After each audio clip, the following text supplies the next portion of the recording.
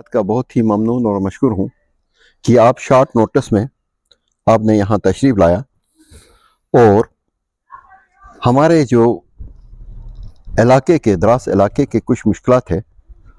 उसको मैं एडमिनिस्ट्रेशन के सामने लाना चाहता हूँ। और मैं चाहता हूँ कि इन दो ऑर्गेनाइजेशन लद्दाख सुनो एंड सीकी बाउंड एसोसिएशन और ISM गुलमर्ग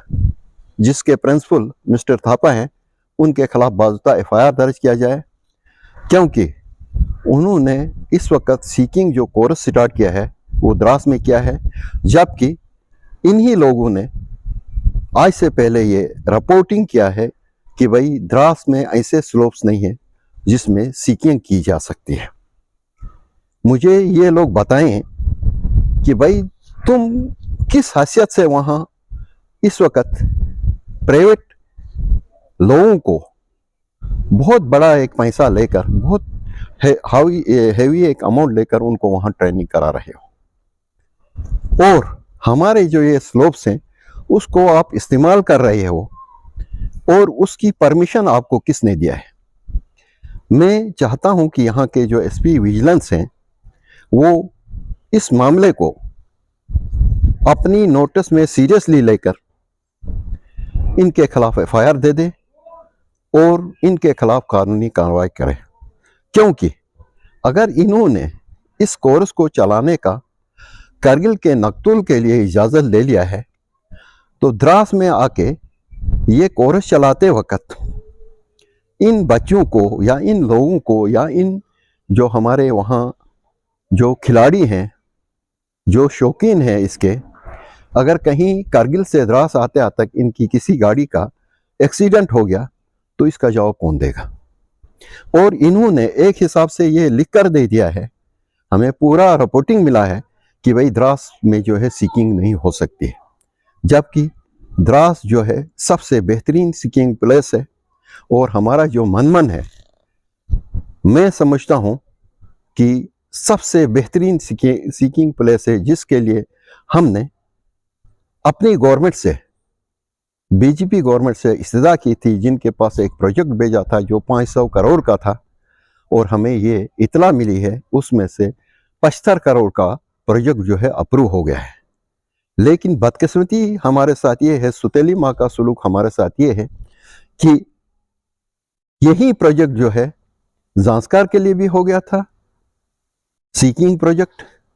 जिसमें गंडोला लगने वाला था, चेयर्स लगने वाले थे, और आपके कारगिल के लिए भी हो रहा था। हमें ये पता चला है इन दो जगहों के लिए बाज़ाब्ता जो है पैसा, सैंक्शनड पैसा है, उनके लिए अलॉट किया गया है, और हमारा जो सैंक्शनड पैसा है वो रोका गया है, सिर्फ इसलिए क्योंकि ये द्रास का प्रोजेक्ट है। द्रास के साथ हमेशा कारगिल हेड एडमिनिस्ट्रेशन, जिसमें मैं हिल कौंसर कारगिल कहूँगा, वो सुतेली माँ का सुलूक करती है। नहीं तो मुझे ये वो वजह बताएं कि किस वजह से इन्होंने द्रास में नहीं किया। और साथ ही मुझे वहाँ के लोगों ने ये भी इतला दी कि वहाँ जो हमारे टावर्स बन रहे थे, बिजली के टावर्स बन रहे थे, जो हमारे लोगों ने बार बार डिमांड किया था कि भाई इनको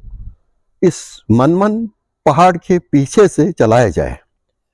हमें ये भी खबर मिली है कि उन प्रोजेक्ट्स को भी, उन गंडोला इसके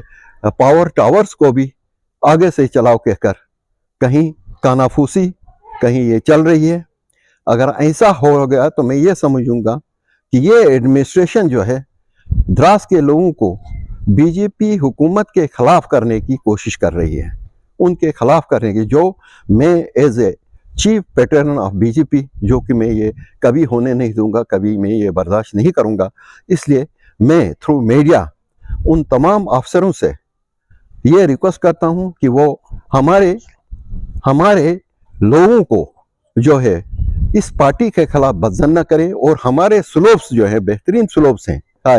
उनको जो है बरोए काल रखकर इस द्रास को टूरिज्म के लिए दुनिया के नक्शे में लाएं, क्योंकि ये पहले ही दुनिया में मशहूर है, being second coldest place of the world, having highest dynasty of सुनो। कि गुलमर्ग का जो इस वक्त मिस्टर थापा प्रिंसिपल है, उसने पैसा खा के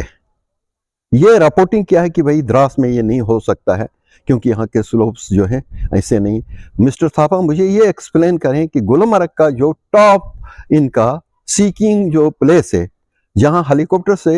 हमारे ये जाते हैं सीकिंग के लिए लोग, जो इंटरेस्टेड लोग जाते हैं वहाँ से आते हैं, उसकी डायनेस्टी बताएं, उसकी उतराई की डायनेस्टी क्या है, और कारगिल द्रास के जो मनमन की डायनेस्टी जो है उसकी उतराई की डायनेस्टी क्या है वो भी मुझे बताएं। मुझे लगता है कि जब तक ना मिस्टर थापा के खिलाफ और इस एसोसिएशन के खिलाफ बाजुता इंक्वायरी होगी तब तक जो है लोगों को अपना हक नहीं मिलेगा। द्रास को जो है दुनिया के नक्शे में एज ए सीकिंग प्लेस कहकर नहीं लाया जा सकता है। वस्सलाम।